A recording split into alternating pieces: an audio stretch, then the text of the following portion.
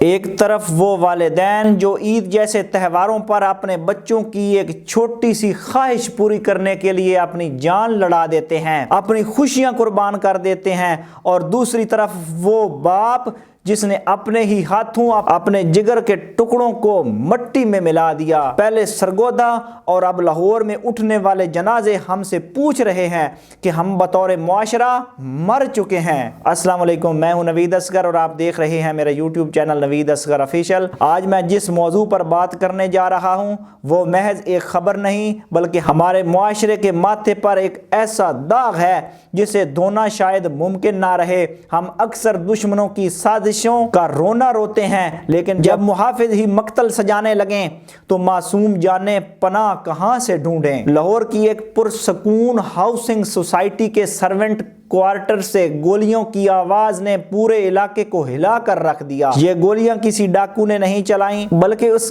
گھر کے سربراہ نے چلائیں جس کی ذمہ داری اپنے خاندان کا تحفظ کرنا تھا۔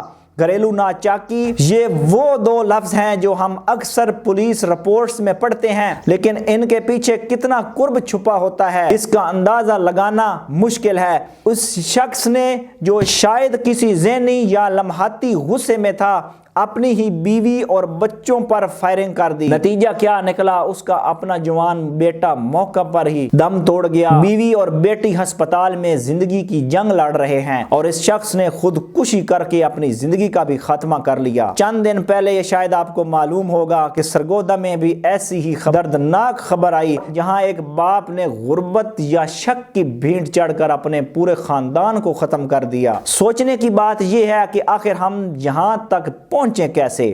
یہ وہی معاشرہ ہے جہاں باپ اپنے بچوں پر جان نثار کرتا ہے، عید پر اپنی پرانی جوتی پہن لے گا مگر بچوں کے لیے نئے کپڑے لائے گا تاکہ ان کے چہرے پر مسکراہٹ آ سکے۔ لیکن کیا اب ہمارے اعصاب اتنے کمزور ہو چکے ہیں کہ وہی باپ اپنے بچوں کا شکاری بن گیا ہے؟ کیا انسانی جان اتنی سستی ہو گئی ہے کہ محض ایک بحث یا چند روپوں کی تنگی پر ہم اپنے ہی خون کے پیاسے ہو جائیں؟ ہمیں یہ سمجھنا ہوگا کہ غصہ صرف 1 منٹ کا ہوتا ہے، لیکن اس 1 منٹ میں کیا گیا فیصلہ پوری نسل کو مٹا دیتا ہے اور نسلیں مٹا رہا ہے۔ غربت ایک امتحان ضرور ہے لیکن یہ آپ کو کسی کی جان لینے کا حق نہیں دیتی۔ شک ایک دیمک ہے جس کا علاج گولی نہیں بلکہ مکالمہ ہے۔ اگر آج آپ کے گھر میں تلخیاں بڑھ رہی ہیں یا آپ معاشی بوجھ تلے دبے ہوئے ہیں تو خدا را خاموش مت رہیں، کسی دوست سے بات کریں، کسی بزرگ کو شامل کریں یا کسی ماہر نفسیات سے مشورہ لیں۔ غصے کی حالت میں ہتھیار اٹھانا بہادری نہیں بلکہ بزدلی اور شیطانی عمل ہے۔